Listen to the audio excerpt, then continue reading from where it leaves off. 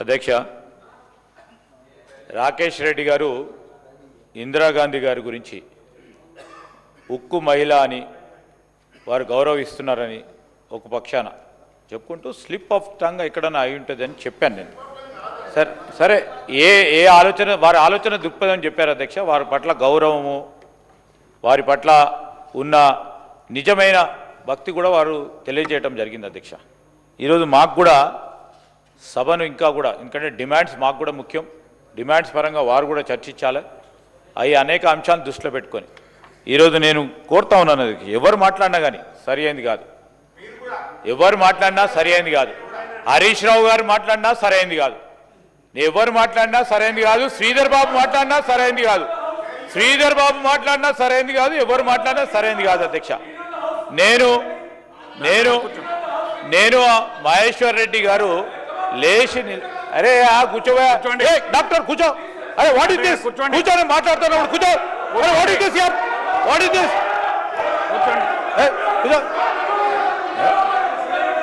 What is this sir. అధ్యక్ష ఇదే this sir, this is the president which is going to get created. అరే కూర్చోబోయా sir, is a doctor by profession అధ్యక్ష. Sir I request దయచేసి కూర్చోండి, కూర్చోండి Sanjay doctor గారు కూర్చోండి. సంజయ్ ప్లీజ్. డాక్టర్ సంజయ్ గారు ఒక డాక్టర్ అధ్యక్ష, ఒక డాక్టర్ అధ్యక్ష. నేను కాదంటలేను, మంచి డాక్టర్గా పేరుగాంచిన వ్యక్తి. మొత్తం యావత్ రాష్ట్రం అంతా కూడా చూస్తూ ఉంది ఈరోజు. డాక్టర్ సంజయ్ గారు లేచి ఆవేశంతో, ఆక్రోశంతో ఆ విధంగా మాట్లాడటము మీ స్టేచర్కు తగదు, మీ స్టేచర్కు తగదు. సందర్భం లేకుండా ఇక్కడ రాకేష్ రెడ్డి గారు సమాధానం చెప్పారు. దాని విషయంలో నేను లెజిస్లేటివ్ అఫైర్స్ మినిస్టర్గా మాట్లాడుతున్నా, దయచేసి అర్థం చేసుకోండి.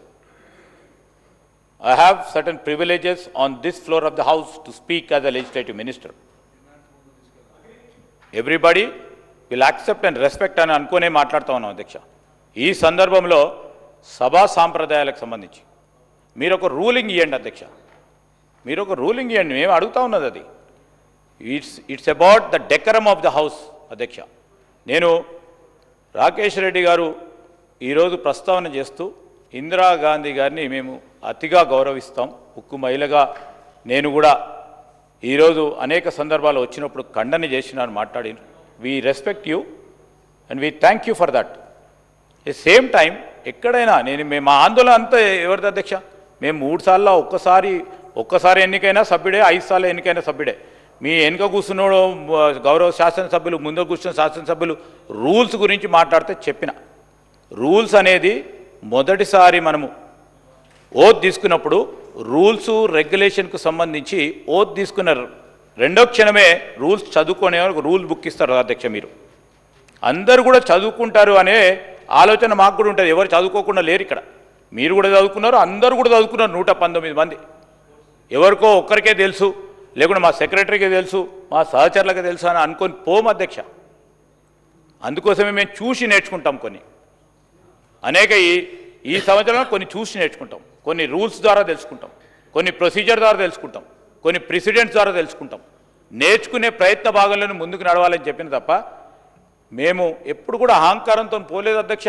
కూడా పోకున్నా కూడా మమ్మల్ని ప్రజలు గౌరవిస్తారు, మిమ్మల్ని కూడా అదేవిధంగా గౌరవిస్తారు.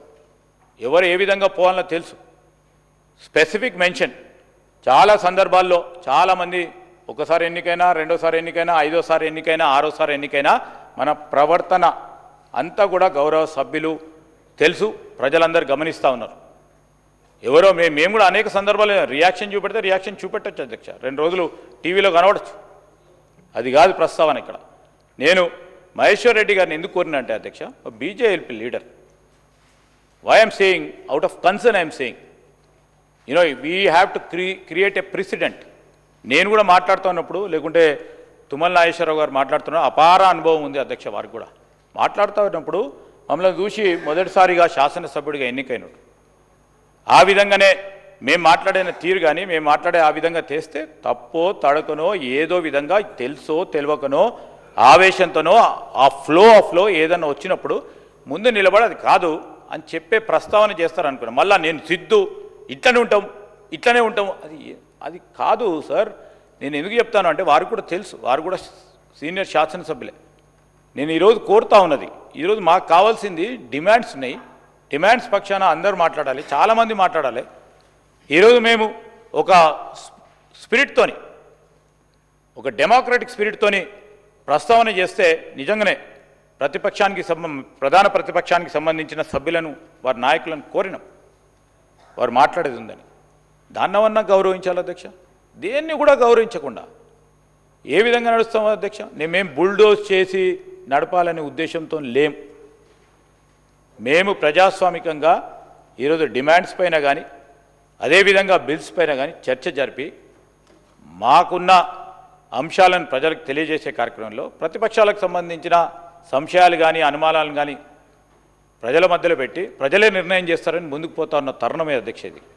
ఈరోజు మేము బుల్డోజ్ చేయకుండా ప్రజాస్వామికంగా పోతూ ఉంటే ఆ స్పిరిట్ని అర్థం చేసుకొని అందరం కూడా పోవాల్సిన అవసరం ఉంది.